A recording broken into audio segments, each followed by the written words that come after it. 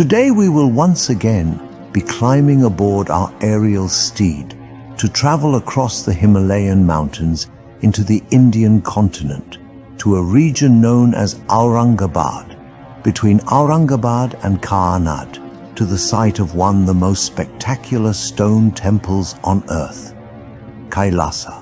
The Kailasa temple is the largest of the rock-cut Hindu temples at the Ellora caves near Chhatrapati Sambhaji Nagar district of Maharashtra in India. It is a megalith carved from solid stone out of a cliff face. It is considered one of the most remarkable cave temples in the world. The Kailasa temple has been called the climax of the rock-cut phase of Indian architecture.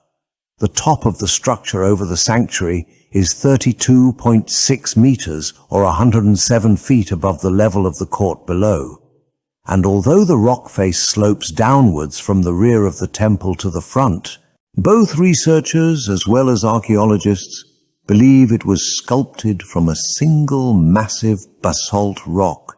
The Kailasa temple, or Cave 16, is the largest of the 34 Hindu, Buddhist, and Jain cave temples and monasteries known collectively as the Ellora caves, ranging for over 2 kilometers or 1.2 miles along the sloping basalt cliff at the site. Most of the excavation of the temple is generally attributed to the 8th century Rashtrakuta King Krishna I, who reigned from 756 to 773, with some elements suspected to have been completed later. The temple architecture shows traces of Pallava and Chalukya styles. The massive temple complex contains a number of relief and freestanding sculptures on a grand scale equal to the architecture, although sadly, only traces remain of the paintings which originally decorated it in vibrant colors. The Dashavatara cave contains an inscription of Krishna's predecessor and nephew Dantidurga, who reigned from 735 to 756 CE, and based on this, art historian Hermann Goetz in 1952 theorized that the construction of the Kailasa temple began during the reign of Dantidurga. Krishna consecrated its first complete version, which was much smaller than the present-day temple. And according to Goetz, Dantidurga's role in the temple construction must have been deliberately suppressed, as Krishna sidelined Dantidurga's sons to claim the throne after his death.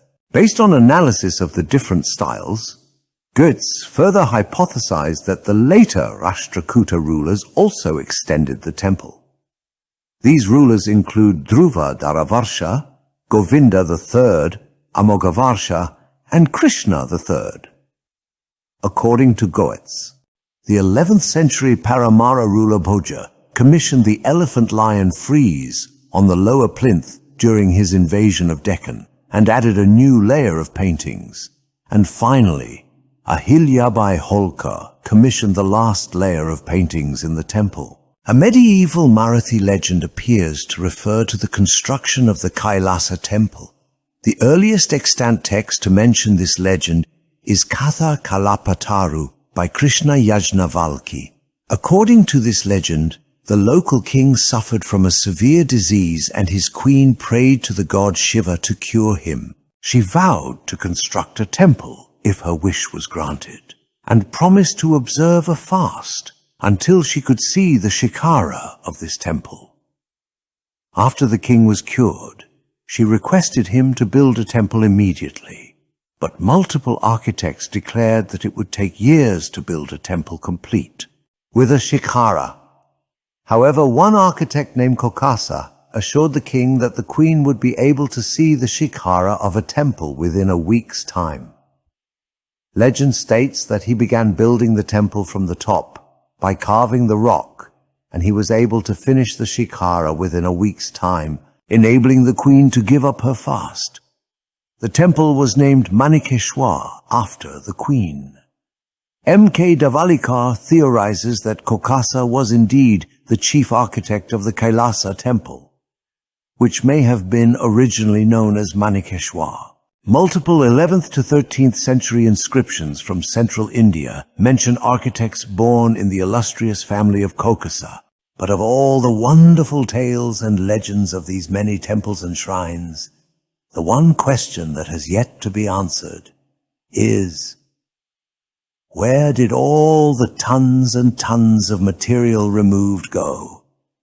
These temples are carved out of solid basalt, which is not a soft stone at all, and the removal of that amount of material would have left behind very large spoil piles, but none can be found anywhere in the area.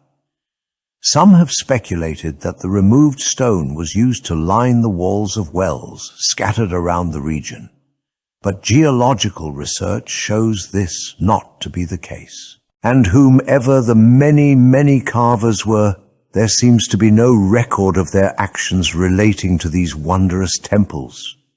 The intricacy and accuracy of the carved figures is truly amazing, and one would think that at least a token mention of who did it would have been recorded in some fashion.